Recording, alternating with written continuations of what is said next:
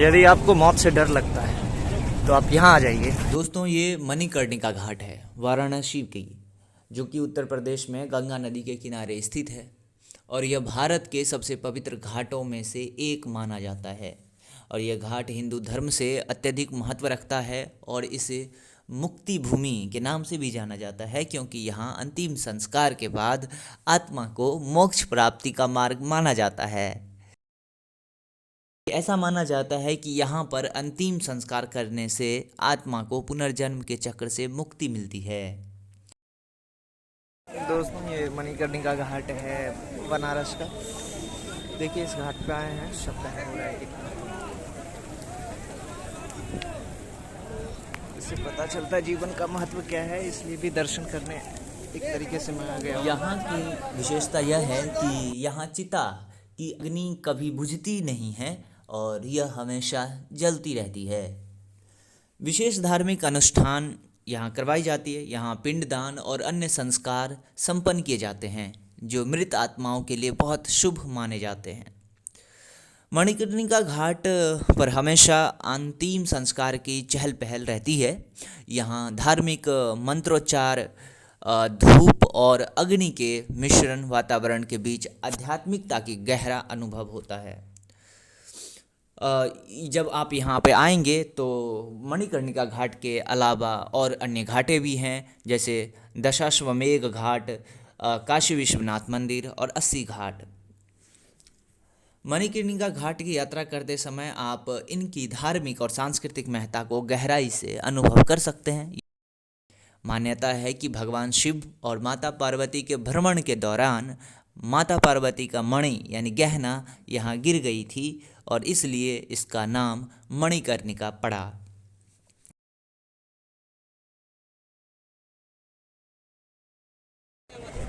दोस्तों, ये मणिकर्णिका घाट है बनारस का, जहाँ पे मैं आया हूँ। जा रहा था इलाहाबाद, तो उसी क्षण मुझे दिमाग में ना बहुत पहले से यहाँ आने का मन कर रहा था। आज पहली बार मैं यहाँ आया हूँ और इस दृश्य का दर्शन कर पाया हूँ। यहाँ पे आके पता चलता है कि हमारा और आपका अस्तित्व कितना है।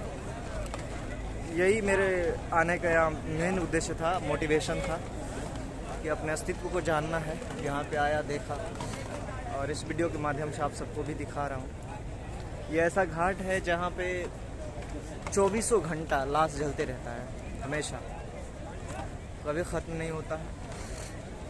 यहाँ पे आप यदि आएंगे तो वाराणसी का निकटतम हवाई अड्डा लाल बहादुर शास्त्री अंतर्राष्ट्रीय हवाई अड्डा है, जो घाट से लगभग 25 किलोमीटर दूर है।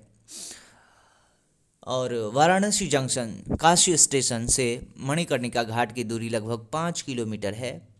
वाराणसी शहर भारत के सभी प्रमुख शहरों से सड़क मार्ग द्वारा अच्छी तरह से जुड़ा हुआ है। यदि आपको मौत से डर लगता है तो आप यहाँ आ जाइए, तो डर खत्म हो जाएगा। उसके बाद आप बड़ी हिम्मत से कुछ भी कर सकते हैं।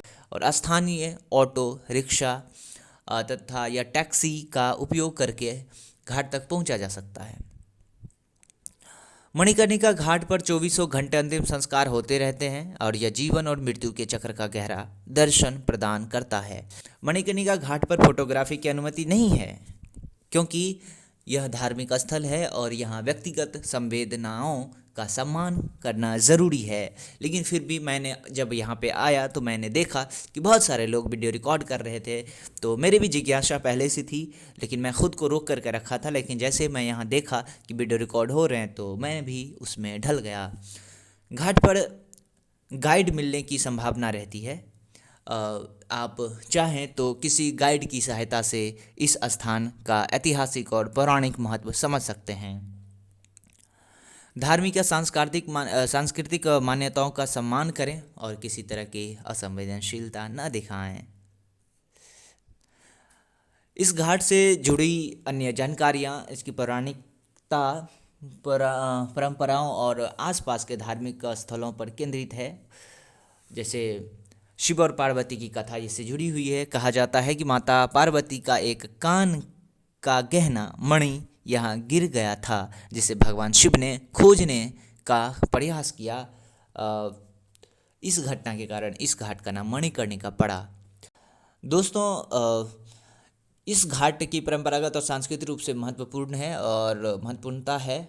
और घाट पर अंतिम संस्कारों संबंधी धार्मिक अनुष्ठानों में कुछ विशेष जातियों और समुदायों की भूमिका लंबे समय से चली आ रही है।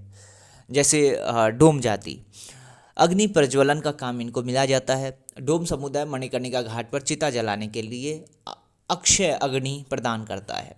अंतिम संस्कार के लिए लकड़ी चिता सजाने और शव को जलाने का कार्य डोम जाति के लोग करते हैं। धार्मिक मान्यता के अनुसार डोम जाति के लोग अंतिम संस्कार की प्रक्रिया को सफलतापूर्वक संपन्न करते हैं, जिससे आत्मा को मोक्ष की प्राप्ति होती है। अंतिम संस्कार के समय पिंडदान, तर्पण और अन्य वैदिक मंत्रोच्चार करने की जिम्मेदारी ब्राह्मणों की होती है।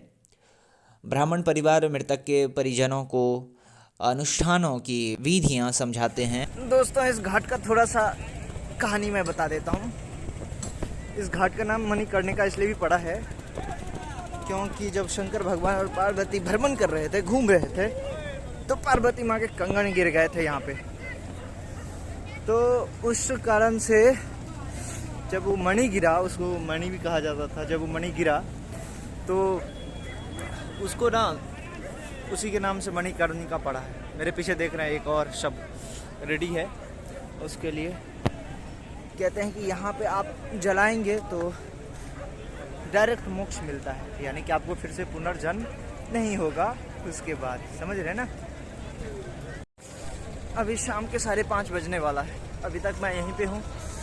पता नहीं मैं कब यहाँ से निकलूँगा, क्योंकि यहाँ का मनोरम दृश्य मुझे आकर्षित कर रहा है बार बार, और मुझे आज जाने का मन ही नहीं कर रहा। मेरा मन कर रहा है मैं यहाँ रुक जाऊँ, लेकिन फ़िलहाल मैं किसी को कांटेक्ट नहीं कर पाया हूँ, तो मेरा रुकना बहुत कम चांस है।